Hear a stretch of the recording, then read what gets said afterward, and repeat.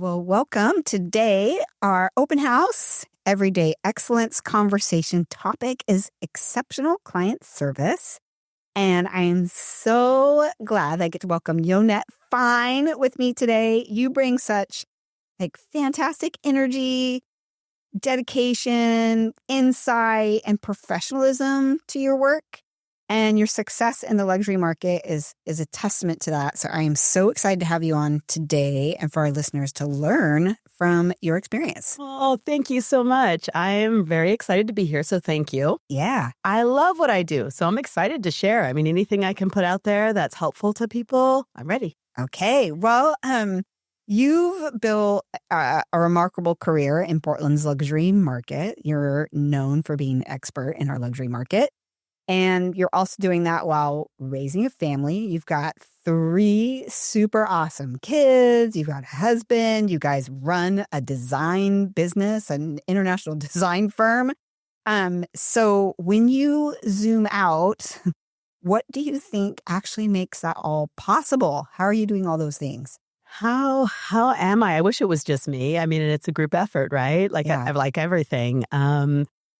It's interesting. I think the encouragement from my family, stepping out actually of our family business and feeling like I kind of got that business going 30 some odd years ago and put it on its course or helped to put it on its course that allowed my husband and his team to kind of take that over.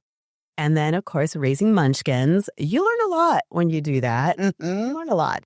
And I think what I realized is that after raising my children, if I didn't do something new and fresh and actually hard, I probably would stay home forever. Yeah. And so that's when I entered real estate. And because I already had a very corporate background, when I was studying for my licensure, I realized, I was like, hey, not only can I do this, but I can bring sort of my take on what I believe real estate should be about. I had lots of experience. Ken and I had bought and sold commercial and residential in the Bay Area.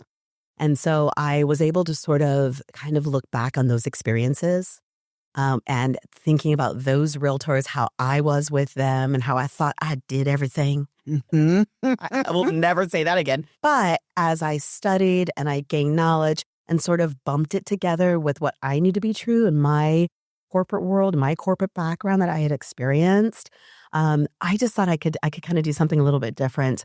And then I also made a very conscious choice to work with a very small sphere. And it looks like my friends, my family, and their people. And so I think sort of having the experience that I had in my past, bringing that to my future in real estate, also being really intentional about my sphere, plus the support of my family, I think that kind of was all the things that led me into sort of the realtor that I am today. So you were saying your past experiences, you thought, okay, I can bring something different. What was it that you saw was missing and that this was your opportunity to bring this? I can do better. That's a brilliant, insightful question because there's so many realtors out there. And also the real estate game has changed, right? So I'm talking about early 90s in the Bay Area, in Marin County, in San Francisco. What I was seeing, it was transactional. Everything was super transactional. And so when I found a house that I liked, I was like, oh, I've already done the work. I'll just hand it over to this realtor, not really understanding what they were doing when they were in transaction. But to be honest, I think part of that is because there wasn't a relationship. Yeah. There was no intimate relationship except one, Miss Natalie Kemp. Love her dearly. When I met this particular residential realtor in Marin County, it opened my eyes to what I had been missing. And I will tell you, it's really funny. She listened. Mm-hmm. She apologize when things went wrong. She didn't try to make excuses. We were dealing in pretty big luxury real estate of our own, and it required somebody who was industrious and ingenious. And I was like, wow, what realtors do this? They actually come up with ideas like having a massive barbecue in my backyard and bringing in a play structure because kids might come around, and having like kind of guards available. Like, she thought of everything. And in addition to that, well, it worked naturally. And then, of course, like the soft side. So she had been listening, and she knew that my husband loved creme brulee. And she literally delivered creme brulee, custom, like handmade, her custom recipe to our door as just like a, yay, you made it through inspection. So that's a long-winded way to say like relationship. That's what was missing, Janelle. Yeah. It was crazy. All that real estate, we did a lot of real estate, and I never had a connection like that. So I was like, I need to do that. That makes sense to me, because when I think of the way that you do real estate, it's like you're hosting a party, right? You're showing up to the home inspection, and everyone's got the drink they like. And you are thinking about everyone. You host like it's an art form. So what are you paying attention to in those moments? I realize with my very small sphere that I spoke about, which literally still remains after a decade and some of doing this, my friends, my family, and their people, I think in that listening, it happens sort of on an unconscious level. So I will get to that question you have. But what happens is it starts at the first meeting. So when I engage with someone, whether it's listing or helping them purchase, I have to meet in their home. I have to meet in their space. And the reason being is I need to see, do they take off their shoes at the door? How tall is the husband I haven't met? Can he fit in a basement? These things are like, I don't have like a punch list. It's just a feeling. The way they tour me around their home, this happened the other day, there will be mention of certain things over and over again that I'm like, oh, snap, they're proud of that. Okay, they're not only proud of that, but it's super important. They must have a ton of floor-to-ceiling windows. They understand that Portland is green, and they want that green inside their home. So things like that. So what happens is when I get to the point of actually listing a home or purchasing, I have come to that space and that moment with so much sort of bizarre background information that I've just gleaned from being with people, from listening to people, that I know how to show up. So my snacks and my treats, while I have to say they are quite a bit for my inspectors, because I love my inspectors. Taking good care of your team is very wise as well. Essential. So when I show up for that inspection party, and that is what I call it, I call it an inspection party. I have had sellers, even though I'm representing the buyer, coming in with a team of inspectors. If the buyers are not present, which happens sometimes, or they're only going to be there for part of the inspection, while I encourage them, come for the 4 hours. This is your moment. Be in the house. Sometimes they cannot because it's a subsequent home, or they're traveling, or whatever it is. Sometimes sellers will stay. And I just like, hey, this is great. I hope you don't mind. I'm going to pack it in, pack it out. And I literally roll out a picnic that is then finished off with my Yo's Bo's box that my client bought me years ago. And I have my music. And that music and those snacks are very specific to that home. Right? Is that so bizarre? So the beverages they have right color. I've got the music based on what I know the people that I'm representing are into. So if it needs to be yacht rock, or if it needs to be classical or a bit of jazz, you got to just be aware. I mean, it sounds so bizarre, but that's how I do it. I love this because behind the curtains of real estate, almost every agent, except for you now, their nightmare is the seller stays for the home inspection, and you just invited them to the party. Yes, indeed. I I have love had, this. some really fun experiences doing that. And I just kind of, I'm like, it is what it is. I mean, Yeah. you got to roll with it. And so they're looking around and they're eating my snacks. Yeah. They're in it. And then I am very sensitive. I don't overstep in that case. I don't start asking questions and making people uncomfortable. I start talking about their family Yeah. or their pets or whatever seems important to them. Oh, I love this. Did you grow up around wealth and luxury, or did you learn your way into these spaces through experience and observation? Oh my goodness, that is the funniest question. Absolutely did not grow up around wealth. I make a joke. I grew up in San Jose, California, in a very working class neighborhood that I like to refer to as upper lower class, lower middle class, somewhere in between there. My youngest daughter I took her to San Jose when she was little, and I didn't think of, you don't think about, what you haven't or have told them. Right. And we got 2 days in and we were at this great hotel and she's like, Mama, I really love San Joe's. We used to call it San Jose. Yeah. Oh my goodness, I love it. Mm-hmm. Exactly. So I'm a little bit older than your daughter, just a squish, and so it was a very different place when I was growing up. And no, I did not know anything about wealth, but I knew a whole lot about humans. I was born to serve. That's just me. I'm a giver. I love to serve. I love to and I genuinely love people.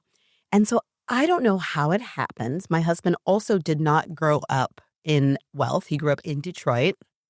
And we made a very conscious decision, being a mixed race couple. Is that what it's called? Yeah, mixed race couple. And we knew we'd have biracial children. What we realized is in the Bay Area, we needed to pick and choose where we wanted to live. And we went for higher education. Where is the place with the highest level of education? Because we realized that there would be the most sort of tolerance and, we would just hedge our bet that way. Yeah. Which is how we ended up in Marin County. And what I didn't foresee, to your point, is that, there's a lot of really wealthy people there. Yeah. And so we were sort of immersed and enmeshed in this community that really I was just connecting with mamas and papas and littles. Like I just wasn't aware really of the wealth that was around us. Yeah. And then strangely enough, over 30 years, that stuff builds. Mm-hmm. And there's a stacking that happens. And so voila, here we are in Portland, on the west side, in the West Hills. A lot of people from Marin are our neighbors, which is just a strange coincidence, but it's a similar swath of humans. And so when I say I work with this small group that are part of my friends, my family, I met my Portland sphere by walking my dog. Actually, I had 2 dogs, walking my dogs in our neighborhood for 8 years. And so all of my friends were 65 to 85 and they were in the West Hills. And so it was just, where I was living. I love this. Crazy. I remember just recently you were working with a woman who I know, and I know she's widely regarded as one of the most influential women in our city, in our state. And I remember kind of thinking, you know who she is, right?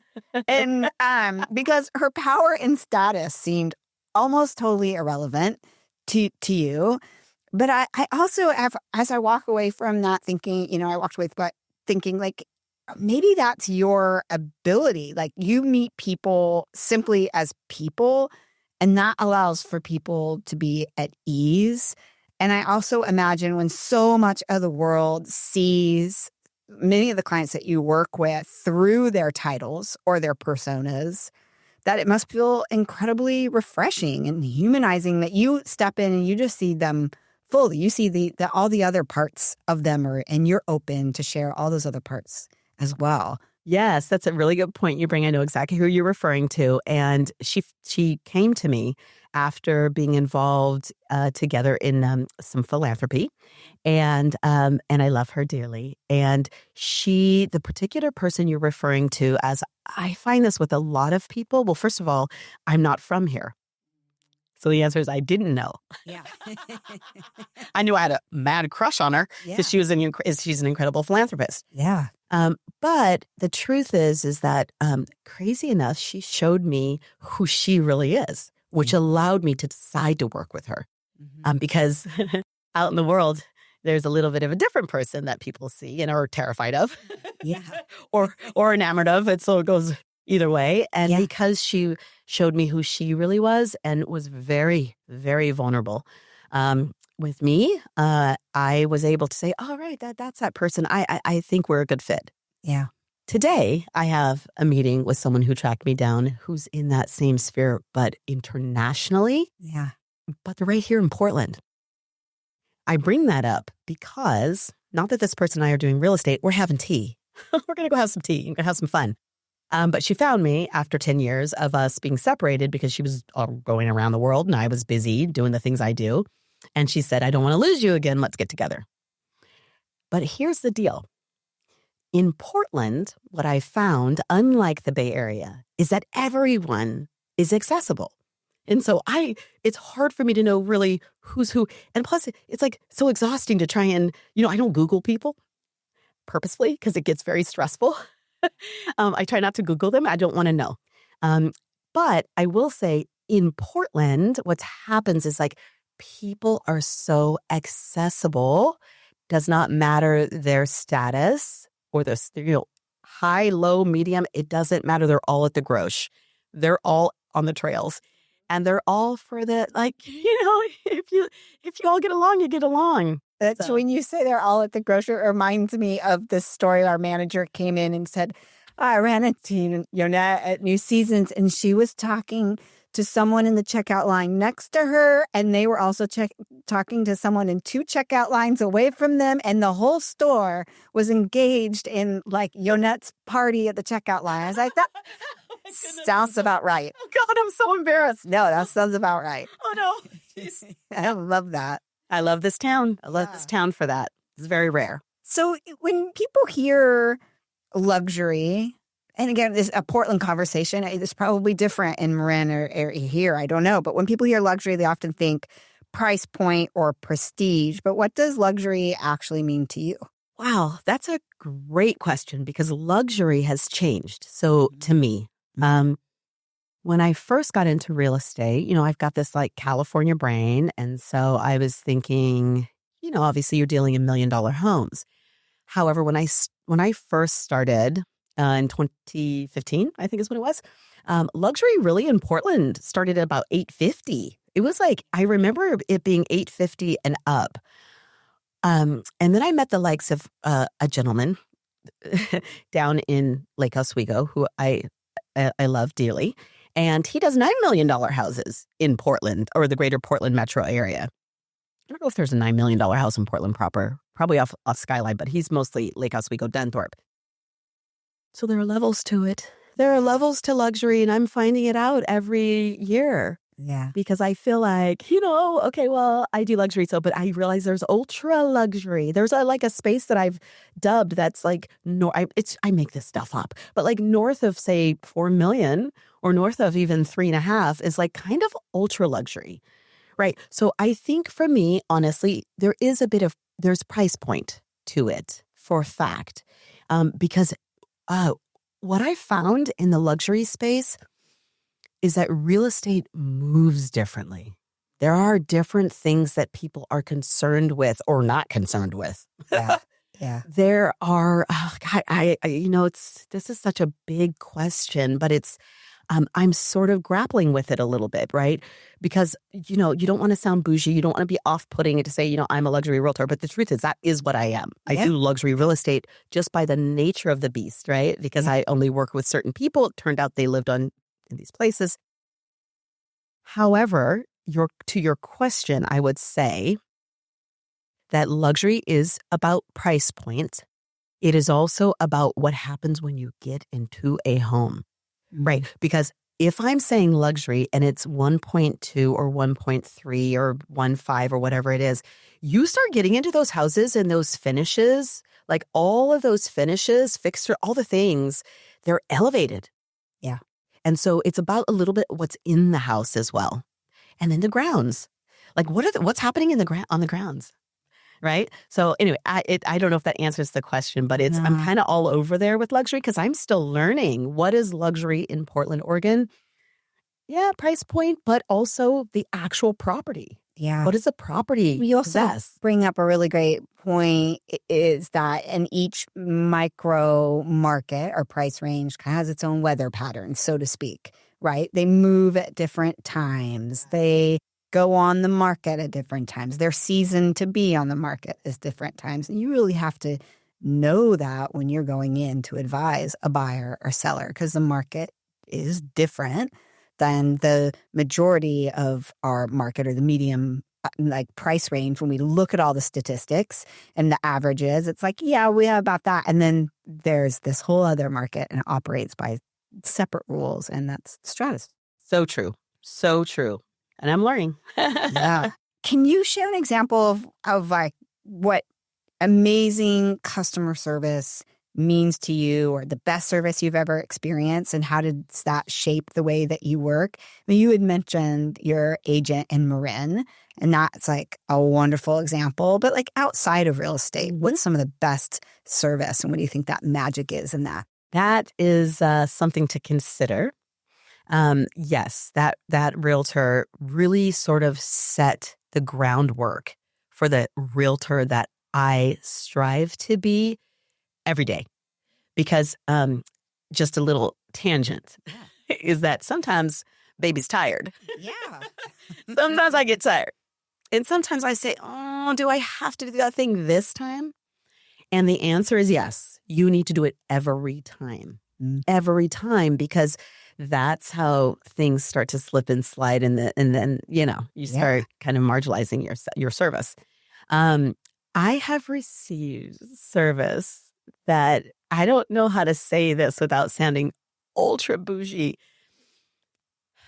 My husband, who's fabulous, took me on an empty nester moon. Get to know it. And Ken is fabulous. He's fabulous. Mm-hmm. And for this empty nester moon, he took me to Japan from SeaTac so that I wouldn't start crying my eyes out after dropping off our baby. And we went on this incredible airline. And it's called Starlux. Starlux? Yes, Starlux. And so we flew to Japan via Starlux. And my husband said, okay, I'm taking you first class for the first time. You're just not going to say anything. You're just going to enjoy it. Wow. That was really something. Thank you, Mr. Fine. Oh my goodness. It was fabulous. So that was, you pay for it, right? But that service was exquisite. Exquisite. I had never before, the minute I sat down, someone approached me in a very civilized manner and said, what would you like to be addressed as? I'm like, you can call me Yo. She said, oh, Miss Yo.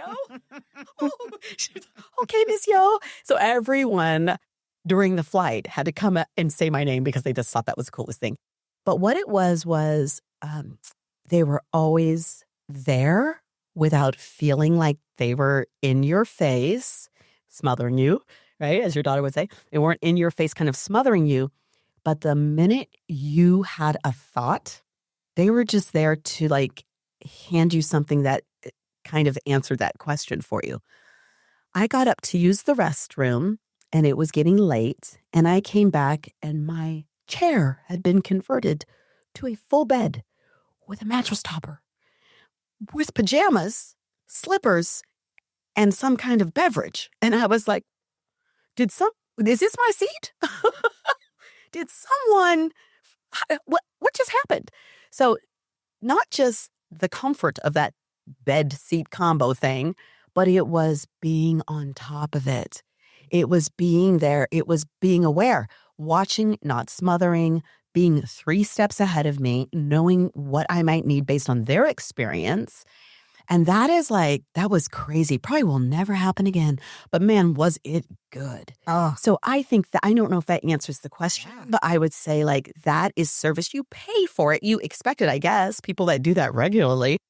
I just learned from it. What I take from that is if you're paying attention, you won't miss the opportunity to deliver service. It takes attention first.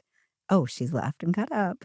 And that gives me the opportunity to delight, not just meet expectations, but exceed them. Exactly. And it's interesting because our children, we have 2 that are business kiddos that studied business in university. Well, one started at business and then moved to classics and philosophy.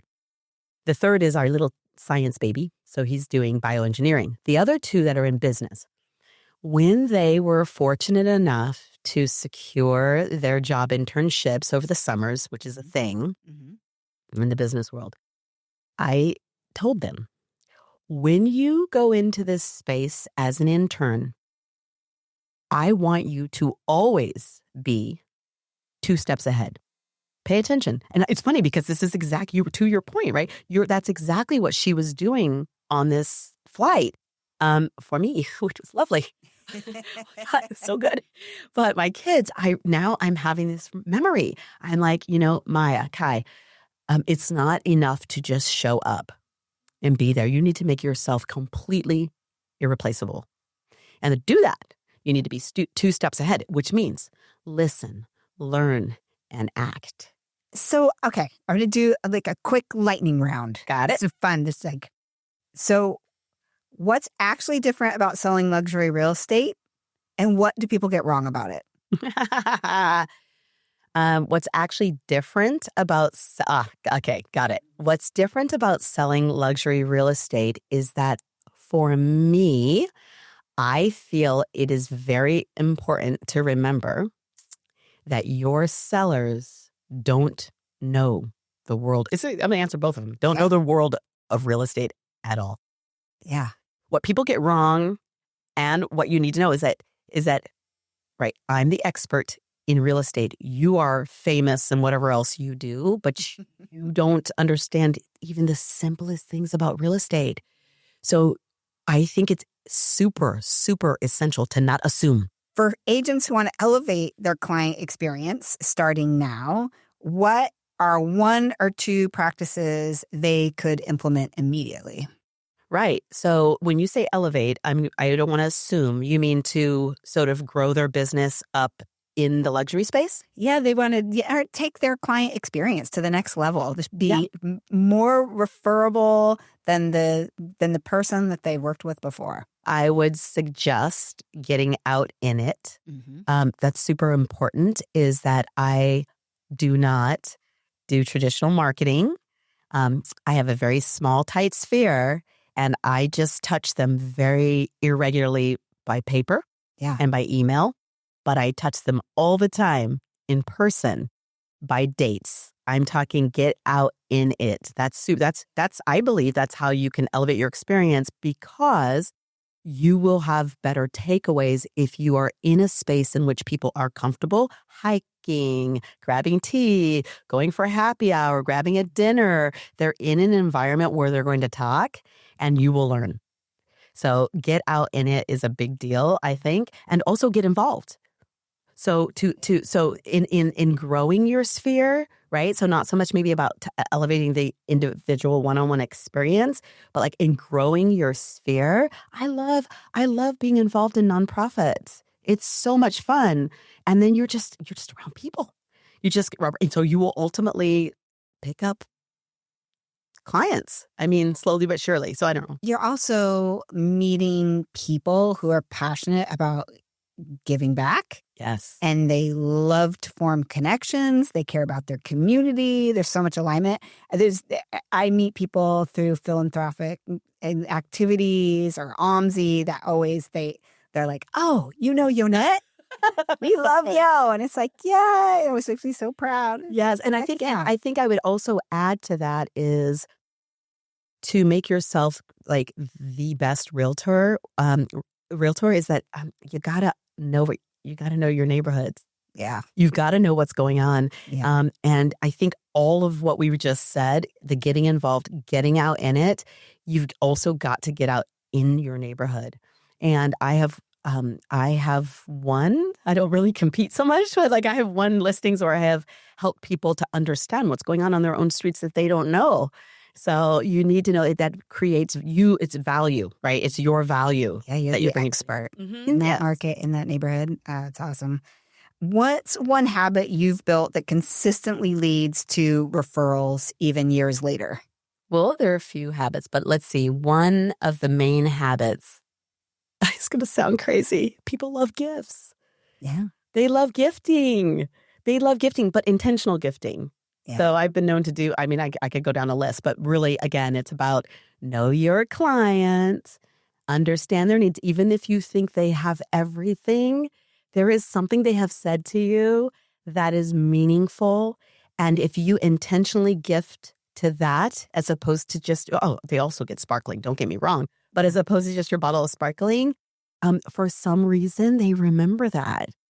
And then they will, I don't know, they like internalize it. And then that's what I think. I think that's the reason why. Yeah. Well, that and I make it fun. So what I hear back from my clients, and I don't know how I do that, but they say things like this. Yonette, what? We're done? What? What do you mean we're done? You signed? Yeah. What? That was so easy. That was so much fun.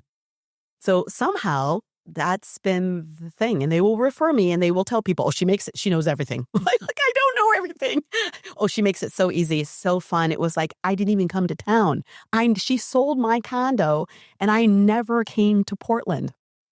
She emptied it. She cleaned it. She cleared it. She staged it. And then she completely sold it. And I never even came to town. And what a tremendous value for people that they can just hand it over. They love to do that. Oh, they love to give you keys. They jingle. They're like, here, yo. Even imagining that sounds like feels like a full body massage happening in my body right now. Like just to be like, here, take care of it. Yeah. I'm honored when they do that. If you had to distill exceptional client service into a single principle, what would it be? Follow through. I mean, you gotta deliver, man. You have got to follow through. I'm talking. Remember the whole thing I just said where they give me the keys? So from that moment that they hand me the keys, there is constant communication. And it's not blather. It's here is your schedule for today. That's how I handle my clients. Here is your schedule. And then I have to, on the back end, completely arrange, coordinate, and make sure those vendors all show up, right? Or I say, I will be in your house during these times with these people. And then I take videos and photos and guess what? I follow up when I'm done. So that's huge. Communication and follow-up is two. Is that both? I don't know. I think it's one and the same. I actually just had an experience where I had to sell a property I owned outside of our market, outside of where there's a living room agent. And my experience with that agent, I was like, oh yeah, it's not like it is here everywhere. And I had to tell him that I should never have to call you and ask you what's going on. And then I'm like, okay, stop. You don't own his real estate company. You're not his coach, but you're working for me and as the client. I just have to let you know it doesn't feel good and it's eroding our trust. So it's got to change. That's right. Yeah. That's right. That's the call you never want to get as a realtor. Yeah. You shouldn't ever get that. I mean, you're right. You're the client in that situation. You had every right. And it's just so sad because you're in the world of real estate. Yeah. And I didn't know that realtors sometimes don't celebrate the best reputation on the whole. I had no idea. I came in like a ding dong, completely like, wait, what? My clients would be like, asking questions where I felt like they didn't trust. Yeah. They just didn't trust. I don't want to say they didn't trust me. I didn't give but they did not trust the world of real estate. And I said, wow, okay, I'm starting to catch on. I don't think that people just love realtors the way I love realtors. Yeah. Anyway, yes, absolutely. Communication is everything. People forgive your mistakes when you've been very communicative and you've done your best and you're following through. It's so funny because sometimes I just think the same things that apply to marriage, to parenting, to community work. It's just the basics, but nobody oftentimes wants to hear that. Oh, it's hard work, answering the call and following through. That's right. That's right. That's right. And not sexy, but it's true. It's so true. When clients refer you, what do you hope they say about how it felt to work with you? My favorite is when they say what I mentioned before, which is, it was so much fun. Yeah. It was so easy. Oh my goodness. my other favorite is, wow, I didn't realize. I mean, there are real levels to being in this world of real estate because we have never had an agent like you. I love that. And it means so much because actually I feel like I'm representing for all realtors. Like I show up in that mindset of like what I do matters to our industry. Do you know what I mean? I love that. It's leadership. Yeah. Well, I have one last question that's selfishly to help me better support the luxury market and luxury agents, because Living Room as a company, we are often described as urban, values-driven, community-oriented, that we have the best marketing. In your experience, how do these qualities support exceptional luxury service? Well, I think that they're everything. I mean, those are like the foundation. Mhm. That's the foundation. You see, so where I find other brokerages might focus on only luxury or primarily luxury, they look to you and they say, "Oh wow, we love." And I'm not making this up. I hear this all the time out in the real estate jungle. We love Janelle. The business she has built is remarkable, remarkable. And it's because it takes those pillars, that foundation to build. The rest of it is fluff and stuff, girl. The rest of it is right place, right time, right? So there could be numerous folks dealing in luxury, ultra luxury here. It's just, again, it's time and place. It's where you are. It's your sphere. It's those things. But am I sitting here? I mean, I have everything I need, right? Yeah. So the what I would say is there are a few things that in the luxury and ultra luxury space that I find is that it's fascinating. A lot of it is just knowing the other luxury realtors, people that have been in the luxury game for a while, and you know them all because everyone just does. It's important for you to feel me and other realtors in this space to feel confident to say, hey, let's grab tea. Because the thing is that like, that's where the business happens. I mean, probably not supposed to say this, but there's conversations that go on and like, can you give a price opinion on this property? And there are like 5 people on that list. And that's because they know that Yonette at Living Room has buyers in that space. Yeah. So I guess I understand what you're saying as far as your question, but the funny thing is you're doing the things. Yeah. And actually, I feel like your marketing, the continued marketing and your brand, plus who you are in the industry is like really helpful for me. People are funny. I think they're a little envious sometimes when I'm like, oh, I'm with Living Room. And they're like, so what, really? So, how's Janelle? Like, what's it like working with Janelle? Or my favorite was the other night. It's like, I've known Janelle since we were really young. And we worked at a jewelry store together before she became famous. And I was like, no, they said before she became a multi-millionaire. I was like, oh, she is? Wow. That was really cool. It was really awesome. I'm waiting for my check. There you go. Yeah. So I think that I also think, and I always say this, is that furthering knowledge, continued furthering knowledge. So I go tons of places. I get additional knowledge here at the brokerage because you offer incredible opportunities for growth and information. Show up at the staff meetings. People are at the staff meeting. I'm taking notes feverishly. I might ask weird questions because they do pertain to luxury and ultra luxury. Whereas, we just face a few things that are a little bit different, but you got the right person in the room. Mm-hmm. So you're doing the things already. I mean, I don't. Yeah, I love that. I love that you bring up such a great point for agents that would be listening to this, is that your relationships that you build with the network of agents at other brokerages is huge. It took me a while to get that when I first entered real estate as a 20-something punk rocker. Like, why would I want to be friends with realtors? Oh, because they're who are reviewing the offers with their clients. They're who are coming in and telling their clients about the pricing or your marketing. And it's important to get that feedback. It's important to know the different players in your market and build those really good co-op relationships? Honestly, it's everything. Everything. It's everything. I have learned that over the last, since COVID in particular, I feel like other realtors feel comfortable being vulnerable to call me and say like, yo, I'm not selling anything in this particular area of the market. How did you sell so and such? Or like, how are things going? Yeah. They're comfortable to be like vulnerable because people see their names and they think one thing. It's kind of like the client base that we talked about is that never make assumptions and just get out in it. Start meeting people, shaking some hands, and not in the yucky way, in the way of like, oh, well, if I like you, right? I'm not going to like pretend I like you. I don't like it. If I want to hang out, I'm going to hang out, and just put yourself out there and don't be afraid to be like, let's go for a hike. I want to talk to you about your business. Like, I want to chat about this crazy market, and so I do that. Yeah. Yeah. I thought all realtors did that. Yeah.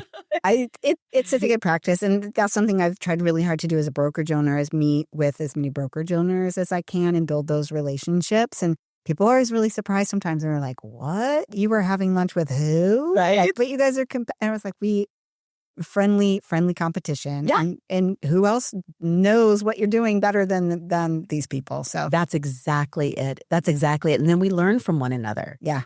And I will say, I will add one last thing, is that I am always grateful when realtors call me, because sometimes it's from Living Room, but also sometimes from other brokerages. And they say, Yonette, how did you get into luxury?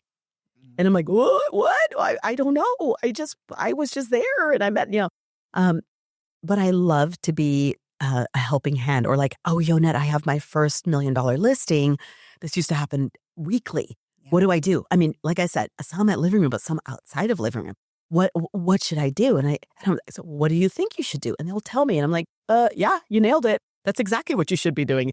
Just like, you got it. Just keep the confidence. It is a transaction like all others, except maybe these 2 or 3 things. And I might add 2 or 3 that they didn't touch on. And back to you being accessible and them calling you about, I have this listing coming up.